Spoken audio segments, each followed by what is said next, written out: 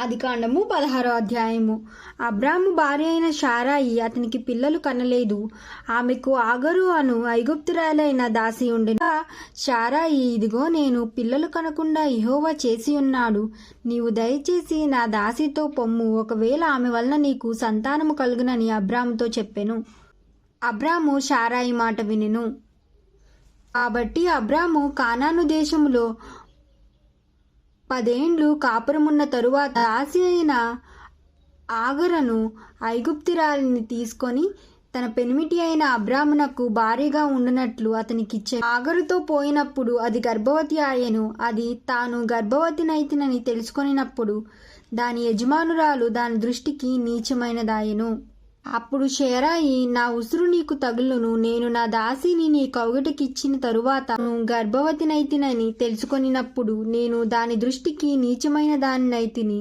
నాకును నీకును యెహోవా న్యాయము తీర్చును గాక అని అబ్రాముతో అనెను. అందుకు అబ్రాము, ఇదిగో నీ దాసి నీ చేతిలో ఉన్నది, నీ మనసు వచ్చినట్లు దానికి చెయ్యమని శారాతో చెప్పెను.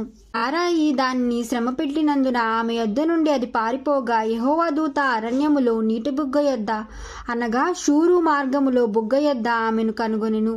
శారాయి దాసి అయిన ఆగరు, ఎక్కడి నుండి వచ్చితివి, ఎక్కడికి వెళ్ళుచున్నావని అడిగినందుకు అది నా యజమానురాలైన శారాయి యొద్ద నుండి పారిపోవుచున్నానెను. అప్పుడు యెహోవా దూత, నీ యజమానురాలి యొద్దకు తిరిగి వెళ్ళి ఆమె చేతి క్రింద అణిగియుండుమని దానితో చెప్పెను. మరియు యెహోవా దూత, నీ సంతానమును నిశ్చయముగా విస్తరింపజేసెదను, అది లెక్కకు వీలులేనంతగా విస్తారమగునని దానితో చెప్పెను. మరియు యెహోవా దూత, ఇదిగో యెహోవా నీ మొరను వినను, నీవు గర్భవతి అయి ఉన్నావు, నీవు కుమారుని కని అతనికి ఇష్మాయేలను పేరు పెట్టెదవు. అతడు అడవిగాడిద వంటి మనుష్యుడు, అతని చెయ్యి అందరికిని, అందరి చెయ్యి అతనికి విరోధముగా నుండును.